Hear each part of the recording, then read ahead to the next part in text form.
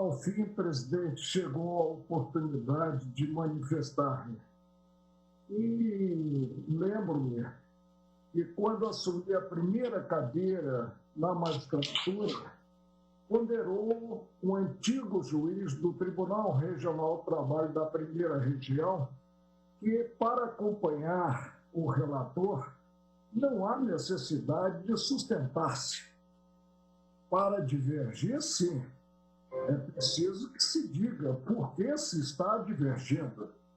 E essa mesma ponderação foi feita em 1990 a mim pelo ministro Moreira Alves, porque tinha o costume de sempre fundamentar o voto, ainda que numa quase sobreposição ao que veiculado pelo relator. Pronto, presidente. Está o IBGE manietado. Está o IBGE impossibilitado, ante o contexto nacional notado, de promover pesquisa nacional por amostra de domicílios. E cabe perguntar, quem perde com esse isolamento do Instituto a que me referi? Perde a sociedade. Perde a sociedade porque se tem o afastamento, e eu não sei até quando, que é imprevisível o término da pandemia, o afastamento das estatísticas do levantamento de dados tão necessários ao implemento de políticas públicas. Presidente, a ação direta de inconstitucionalidade está dirigida contra um ato precário e efêmero. Um ato que fica, uma vez formalizado pelo Executivo, pelo dirigente maior do país, submetido a uma condição resolutiva que, vindo à baia, o fulminará. Refiro-me à submissão da medida provisória atacada nesta ação ao Congresso Nacional, que inclusive tem prazo para pronunciar-se a respeito. Mas, hoje no Brasil, a judicialização de tudo, a inversão da ordem natural até prevista na Constituição Federal. E aí há o ajuizamento, a impugnação ao que apontei como ato precário e efêmero, provisório, que fica, repito, submetido não ao crivo do Supremo, mas ao crivo do Congresso Nacional, que, além de apreciar a harmonia ou não com a Constituição Federal, aprecia também a conveniência e a oportunidade da normatização da matéria. Afasto peremptoriamente a concepção segundo a qual estaria por trás dessa medida provisória uma verdadeira conspiração. Hei de presumir sempre o que normalmente ocorre, e não o excepcional ou extravagante. A mais, presidente, escutei muitos elogios essa fundação, que se diz fundação pública, mas é uma autarquia federal, a IBGE. E não há a menor dúvida de que, criado em 1967, mediante decreto-lei, só tem merecido, no correr dos anos, encômios, elogios goza o IBGE de um acatamento enorme pelos brasileiros. A seriedade do IBGE é inafastável. Olha, o presidente de uma obra sobre filosofia de um armênio que esteve no Brasil durante um longo período, Jacob Azarian, e essa obra tem título sugestivo, O Problema da Verdade, Teoria do Conhecimento, lecionou, inclusive, em São Paulo, durante um longo período, um princípio básico que não pode ser afastado e que se desdobra em dois outros princípios, que é o princípio da razão suficiente. Tudo que existe revela o princípio e acontece, tem sua razão de ser, tem sua explicação. Os dois outros princípios daí decorrentes, o da causalidade. Nada acontece sem causa. O determinismo, os fenômenos não se produzem arbitrariamente, mas são determinados por suas condições de existência. Então, cabe, presidente, indagar. Cabe indagar a partir dessa visão que chegou a nós um fragmento de Leucipo de 2.500 anos atrás, a revelar que nada nasce sem causa, mas tudo surge por alguma razão e em virtude de uma necessidade. A razão de ter-se, a meu ver, a tempo e modo, editado essa medida provisória, numa quadra, vamos ressaltar, de pandemia, a assolar o país. O IBGE ficou impossibilitado de arregimentar pessoas para visitarem os domicílios e aí colher, desde que o morador se disponha a falar, colher dados necessários às estatísticas que se impõem para ter-se, vamos levar em conta, políticas públicas. E já aqui, no conflito entre o coletivo e o individual, há de se sopesar valores. E o valor maior, ineludivelmente, é o valor coletivo. Ante, presidente, esse fato, a impossibilidade de ter-se pessoas circulando, visitando os domicílios, visitando as residências, objetivando colher dados, veio à baila a medida provisória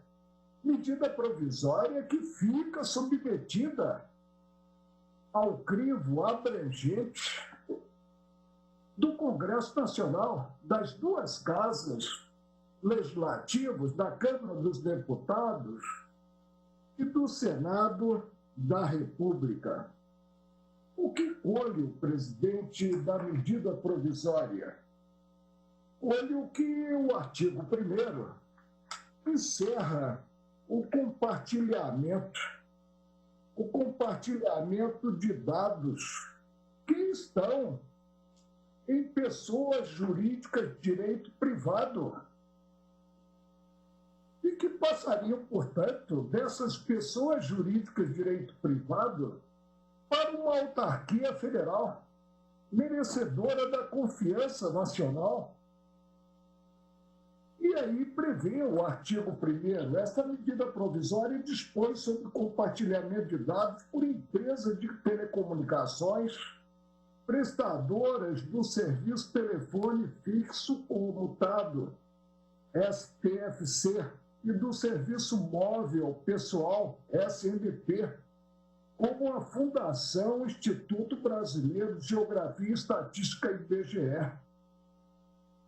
Já no parágrafo único desse artigo, nós temos um balizamento temporal.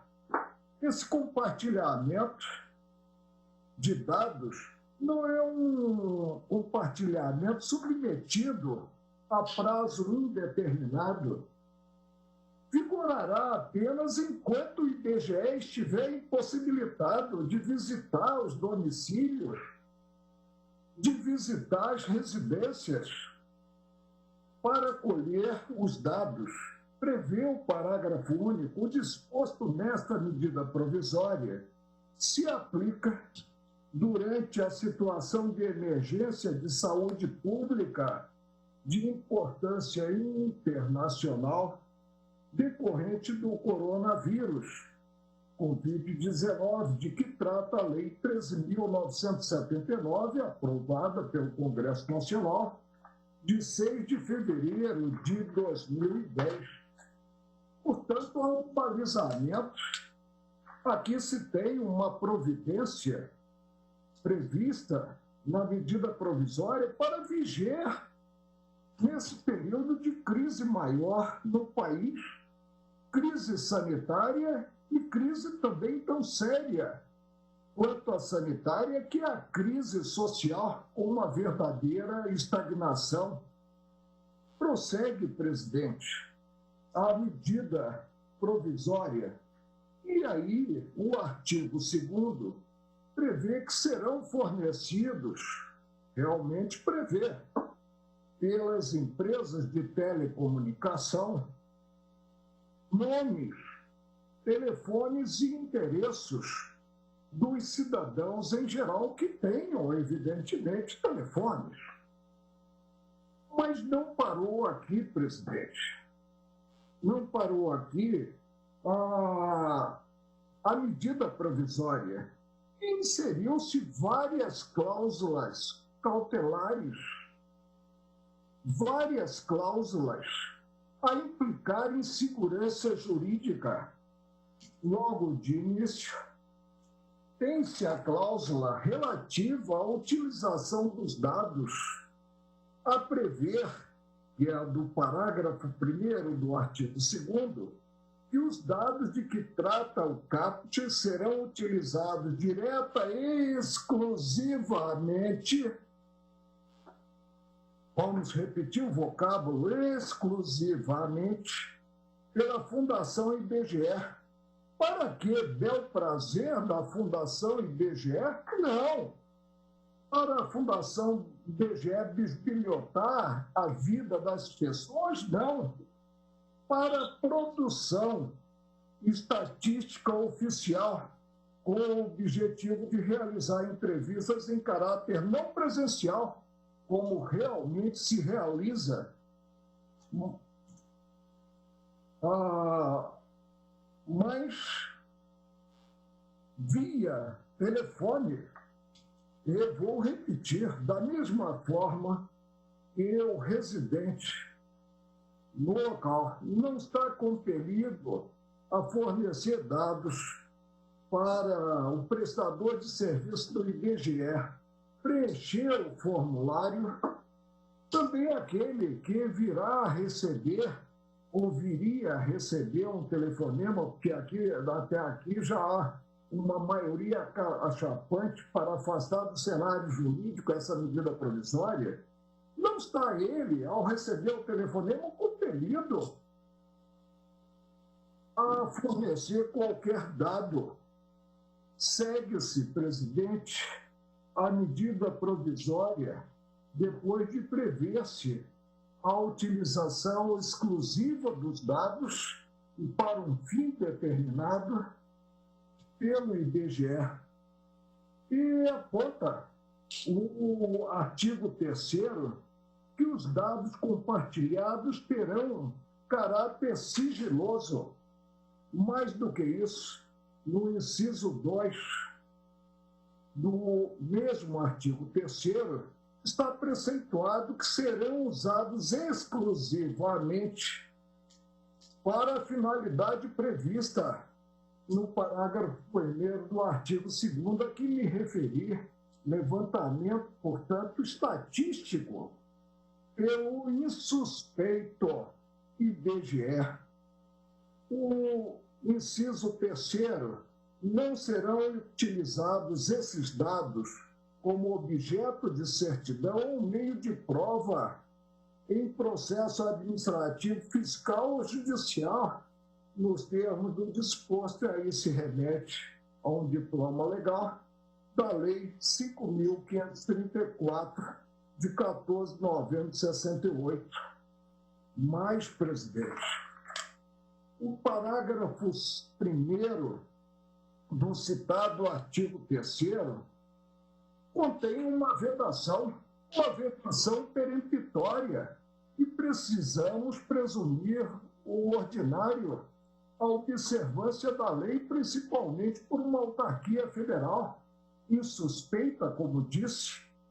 Prevê o parágrafo 1º, é vedado à Fundação IBGE disponibilizar os dados a que se refere o caput do artigo 2º, eu diria a cabeça, porque o nosso vernáculo é muito rico, não precisamos mais do latim, a quaisquer empresas públicas ou privadas, mas ou a órgãos ou entidades da administração pública, direta ou indireta, de quaisquer dos entes federados. Prossegue a medida provisória e aponta que, recebendo os dados, o IBGE deve confeccionar um relatório à Fundação IBGE, para mim, verdadeira autarquia federal, informará em seu sítio eletrônico as situações em que os dados referidos na cabeça do artigo 2º foram utilizados e divulgará relatório de impacto à proteção de dados pessoais nos termos como previsto, portanto, no disposto na Lei 13.709 de 2018, chegando-se, por último, ao artigo 7º, a preceituar que, superada a situação de emergência de saúde pública de importância internacional decorrente do coronavírus Covid-19, nos termos do disposto na lei aprovada pelo Congresso Nacional, a 13.979 de 2020, as informações compartilhadas na forma prevista na cabeça do artigo 2º ou no artigo 3º serão eliminadas das bases de dados da Fundação IBGE. Mas o que se aponta nas iniciais dessas ações diretas de inconstitucionalidade?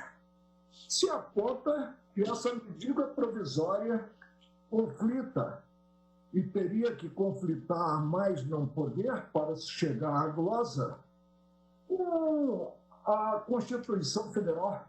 E o Ulisses Guimarães apontou uma Constituição Federal, e eu reconheço que assim o é, cidadã, democrática por excelência. E, de início, seria, segundo, pelo menos, um dos autores das ADINs, se teria a ofensa à dignidade da pessoa humana. Presidente, elevar às últimas consequências esse instituto, que é o Instituto da Dignidade da Pessoa Humana, de natureza de início abstrata, devendo ser analisado, devendo ter alcance perquirido a partir de situação concreta. Não há a menor dúvida que a República Federativa do Brasil é formada pela união indissolúvel dos estados e municípios do Distrito Federal e constitui-se em Estado de democrático direito e tem como fundamentos a soberania, a cidadania e a dignidade da pessoa humana.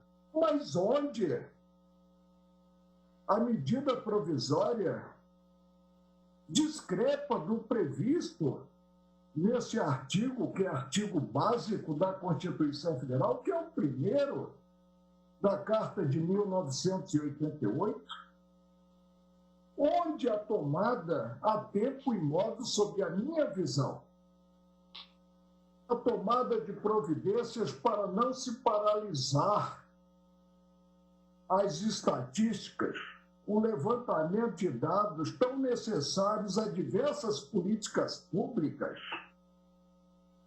conflita com a dignidade da pessoa humana. Eu mesmo, presidente, meu endereço é conhecido, meu telefone celular é conhecido, meu telefone da residência também é conhecido, e jamais tive como solapada a minha dignidade humana.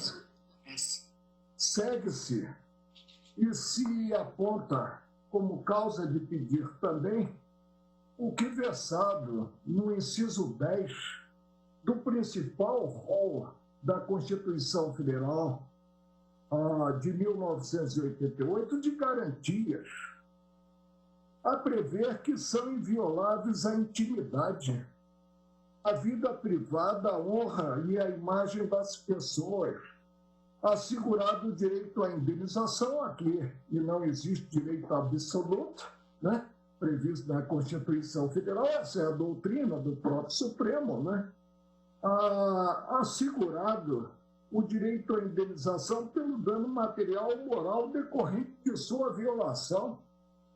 Quer dizer, a apuração de responsabilidade é posterior e parte do pressuposto de que a inobservância da intimidade, da vida privada, da honra e da imagem da pessoa tenha ocorrido o levantamento de dados que estão, vamos repetir a exaustão, em empresas privadas, concessionárias de serviço público, admito, né?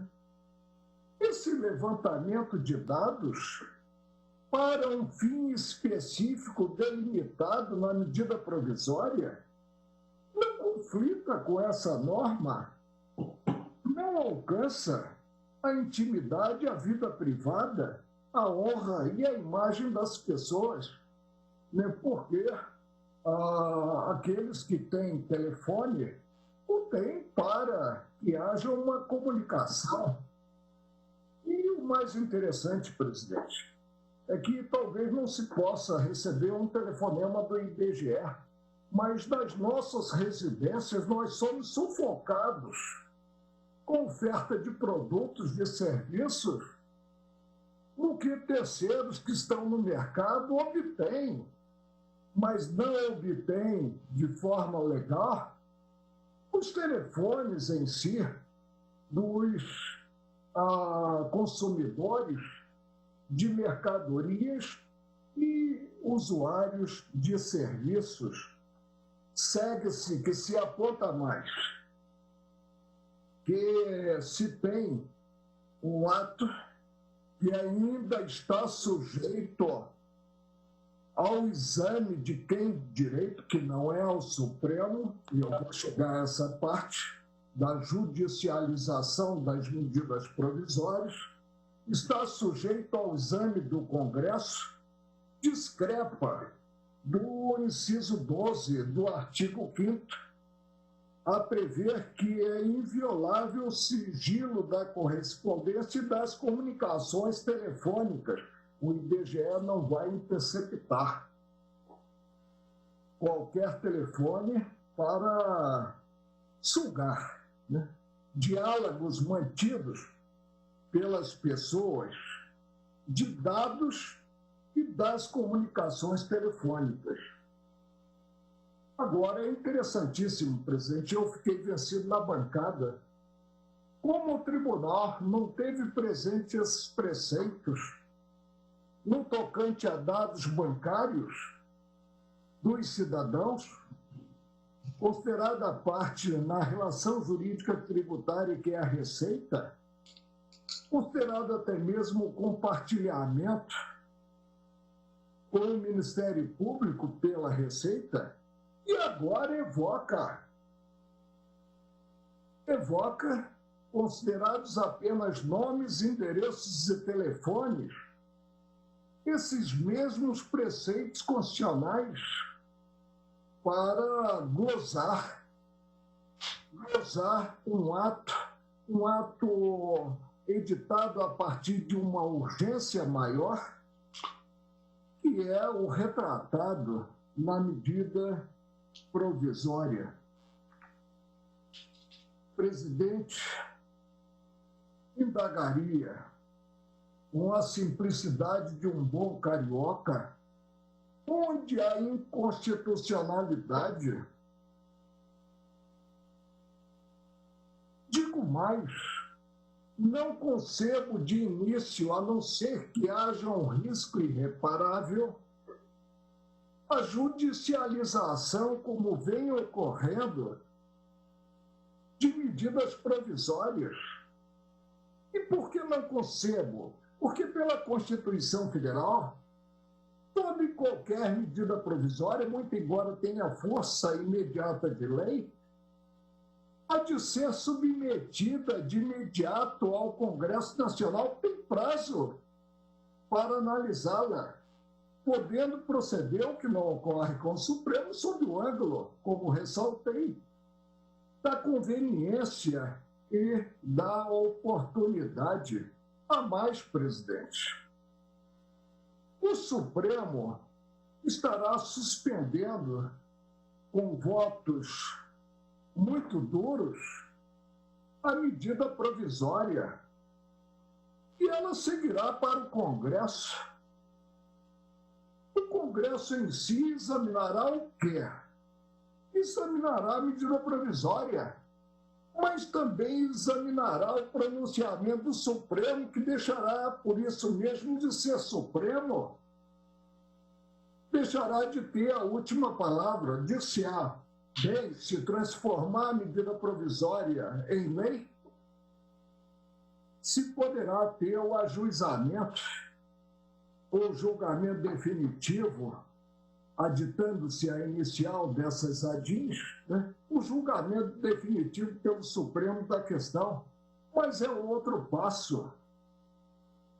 Admitamos que o Congresso, encaminhada essa medida provisória, venha, e articulou a relatora que existem cerca de 350 emendas parlamentares relativas a essa medida provisória, venha aprovar com alguns concertos, com C e com S, venha aprovar essa medida provisória, como se fica no que o Supremo terá substituído-se ao Congresso Nacional, um exame que somente a ele cabe fazer, risco irreparável. Vou voltar à tecla. O IBGE, de posse dos telefones, ao invés de arregimentar pessoas para trabalharem na rua, já que isso é impossível ante o isolamento, né, procederá às ligações e poderá muito bem o destinatário da ligação simplesmente bater o telefone e não responder coisa alguma. Presidente, há de caminhar-se com temperança, há de caminhar-se com cautela, há de evitar-se essa tendência de se jogar nas costas do Supremo a responsabilidade sobre tudo que é feito no território brasileiro. Tivesse a primeira ADIM versando o tema, se distribuída a mim, eu não teria a menor dúvida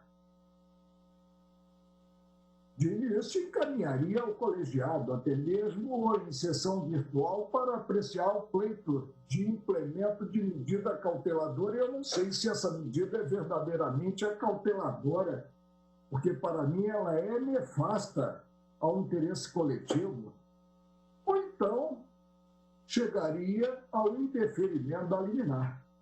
Se assim o é, se assim eu penso, e a beleza do colegiado está no somatório de forças distintas, costumo dizer que cada qual dos integrantes do Supremo tem uma formação técnica e uma formação humanística toda própria, e que nós nos completamos, muito embora não pareça, nos completamos mutuamente.